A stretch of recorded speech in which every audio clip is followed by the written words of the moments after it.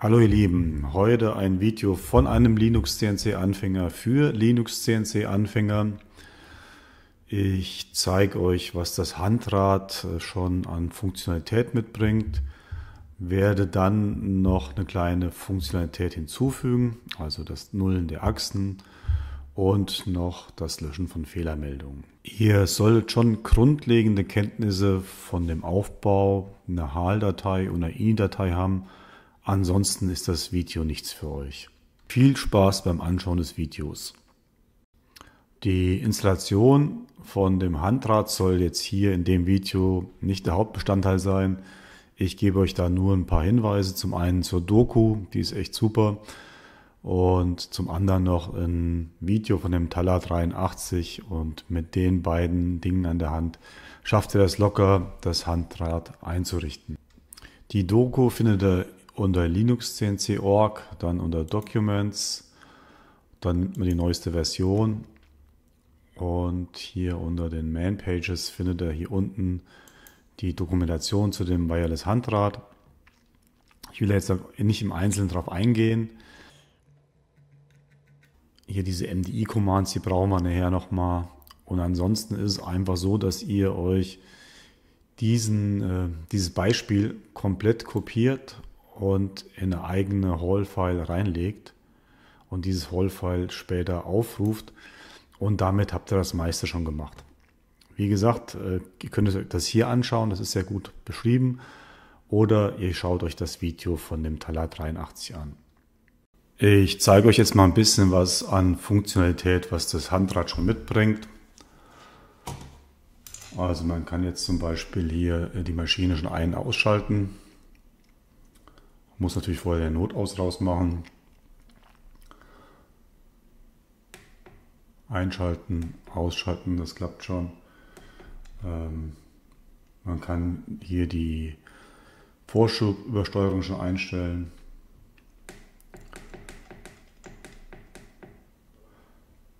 Man kann die Spindelgeschwindigkeit verändern. Das geht jetzt über die Knöpfe, da wäre natürlich ein Drehrad eigentlich schöner. Man kann schon eine Referenzfahrt machen.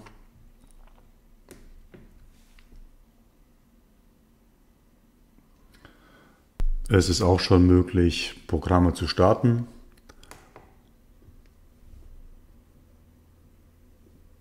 Oder auch wieder anzuhalten. Das sind alles schon Dinge, die das Handrad mitbringt. Ich kann in den Achsen verfahren. Das wäre jetzt die X-Achse. Ich kann die Y-Achse verfahren und natürlich auch die Z-Achse.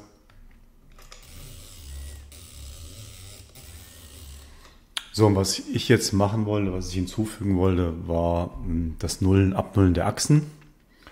Und zwar in Abhängigkeit von dem Drehregler. Wenn ich den jetzt zum Beispiel auf X stelle, dann möchte ich gerne die X-Achse nullen. Ich stelle vielleicht mal hier auf die etwas größere Ansicht. Also wenn ich jetzt die Taste 10 drücke, die ist hier noch nicht belegt bei mir, dann soll jetzt die X-Achse genullt werden. Wenn ich das Wählrad auf Y stelle, dann soll die Y-Achse genullt werden. Und bei Z halt eben dann die Z-Achse. Ich kann jetzt noch mal ein bisschen die Achsen verfahren. Ich verfahre Z noch mal ein bisschen. Ich verfahre X noch mal ein Stück. Und das war Y. Ich fahre jetzt X noch mal ein bisschen. Und jetzt möchte ich noch gerne eine Funktion haben, dass alle Achsen genullt werden. Und dazu wähle ich hier bei dem Drehrad C aus, die Achse C. Und wenn die Achse C eingestellt ist und ich klicke auf den Button 10, dann sollen alle 3 Achsen genullt werden. Wenn der Notaus betätigt ist und ich würde jetzt versuchen zu nullen,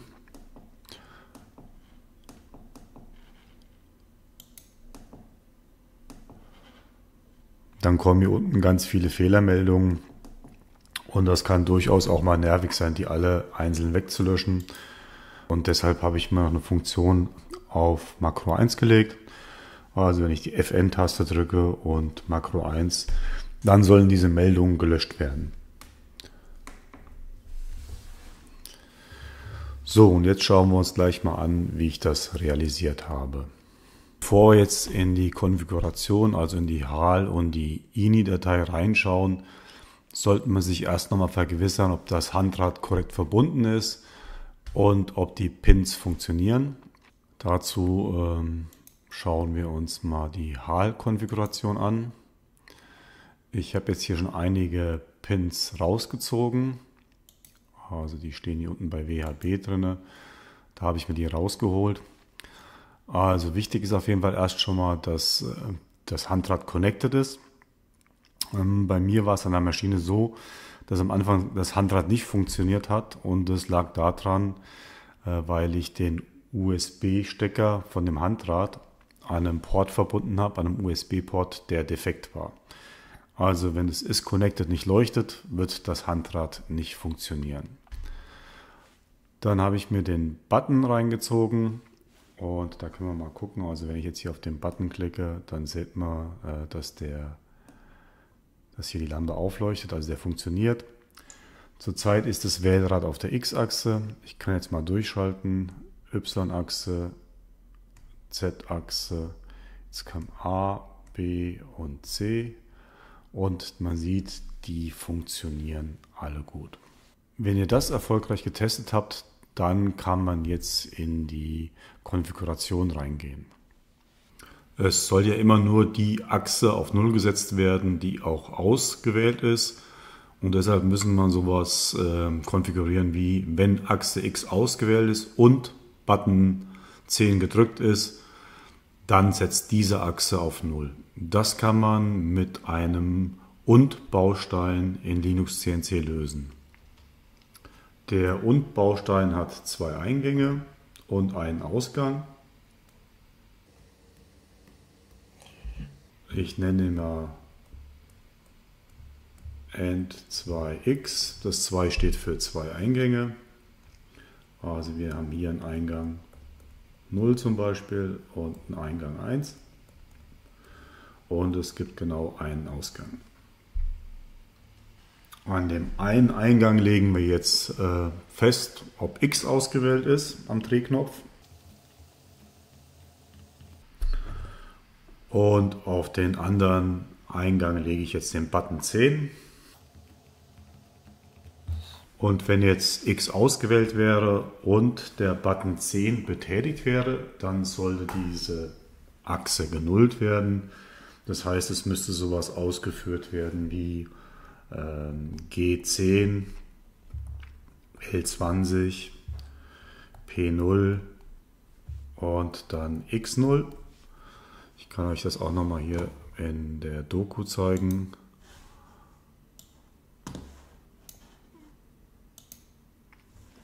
Das wäre der Befehl dafür, G10, L20. Mit P kann ich das Koordinatensystem auswählen.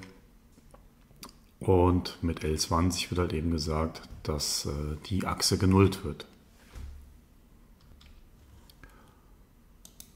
Im Prinzip müssen wir das gleiche jetzt auch für die anderen Achsen machen. Dann nehmen wir halt eben nur hier den Y ausgewählt oder Z ausgewählt oder C ausgewählt und müssen hier hinten auch X, Y oder Z anpassen. Oder in dem Fall, wenn wir die C-Achse ausgewählt haben, schreiben wir einfach X0, Y und Z0. Zunächst lade ich für jede Achse einen Und-Baustein und diesen Und-Baustein muss ich noch dem Servo-Thread hinzufügen. Danach hole ich mir den Button, also in dem Fall Button 10, und lege den im Netz Button 0 ab. Und damit kann ich jetzt diesen Button 0 für alle Und-Bausteine verwenden. Das Netz hier, das kommt aus der Konfiguration. Aus der Doku ist die herauskopiert. Ich kann es euch auch nochmal zeigen.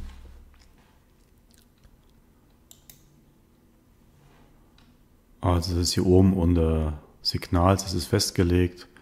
Und man sieht hier, das kommt aus dem WHB HAL UI Access X Select. Das Signal von der ausgewählten Achse geht in den einen Eingang von dem N2X und das Signal von dem Button 0 geht in den anderen Eingang von dem N2X. Wenn die beide true sind, also auf 1 gesetzt sind, dann würde jetzt hier ein MDI-Kommand ausgeführt werden. Das ist nämlich hier, das kommt von dem N2X out. Das will quasi das anstoßen, dass dieses Kommand ausgeführt wird. Und das müssen wir uns gleich dann nochmal in der INI-Datei anschauen. Das gleiche wird jetzt auch für die anderen Achsen gemacht. Es wird halt eben immer überprüft, welche Achse ausgewählt ist und dann das Kommando ausgeführt. Hier haben wir MDI-Command 21 für X, 22 für Y, 23 für Z und wir haben noch ein weiteres für die C-Achse. Da habe ich das 24er-Kommando genommen. Und damit das funktioniert, muss man diese MDI-Kommandos in der INI reinschreiben. Ich gehe gleich noch ein Stück zurück. Genau. Also als allererstes müsst ihr natürlich euer Handrad-Hall-File laden. Entweder man lädt es hier direkt oder macht es erst so, dass man es in die PostGUI reinschickt. Also dass man es erst da aufruft, wenn das User Interface, zum Beispiel Access, die Oberfläche schon geladen ist. Hier in der Simulation wäre es eigentlich egal gewesen, ob ich es direkt lade oder den Umweg über die PostGUI mache. Also hier rufe ich ja diese Hall auf und da wird im Prinzip dann nur noch mal das Handrad aufgerufen. An der Maschine musste ich so machen, weil sonst einige Pins noch nicht da waren. Deshalb denke ich, es ist eigentlich eine ganz gute Idee, das gleich hier über dieses PostGUI Hall-File aufzurufen. Jetzt müsst ihr noch die MDI-Commands anlegen. Dafür braucht ihr einen neuen Abschnitt Hall UI. Also könnt ihr einfach reinschreiben, wenn es bei euch noch nicht da ist. Und bei den MDI-Commands muss man jetzt wissen, dass die Nummerierung automatisch erfolgt. Also das erste wäre das MDI-Command 0, dann 1, 2 und so weiter. Und hier seht ihr bei mir das MDI-Command 21. Da wird die X-Achse genullt, dann Y, Z. Und bei dem MDI-Command 24, da werde ich einfach alle Achsen nullen.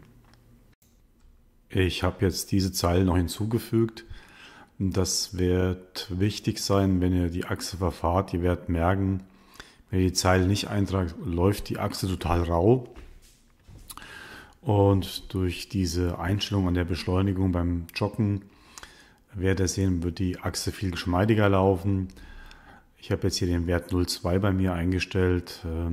Ich werde euch unten mal in der Videobeschreibung einen Link zum Taller 83 reinschreiben. Der hat da ein bisschen mehr zugeschrieben. Also ihr werdet auf jeden Fall die Zeile einfügen müssen, damit die Achse einigermaßen geschmeidig läuft. Zum Schluss noch die Zeile für das Löschen der Nachrichten. Also das hatte ich bei mir auf Makro 1 liegen auf dem Button und der sorgt dafür, dass dann die Nachrichten gelöscht werden. Wie ihr gesehen habt, ist das Hinzufügen von einfacher Funktionalität zu einem Button von dem Handrad gar nicht so schwierig. Und ich hoffe, dass ich dem einen oder anderen Anfänger vielleicht ein bisschen helfen konnte. Das war's schon wieder für heute und vielleicht sehen wir uns beim nächsten Video wieder. Ciao!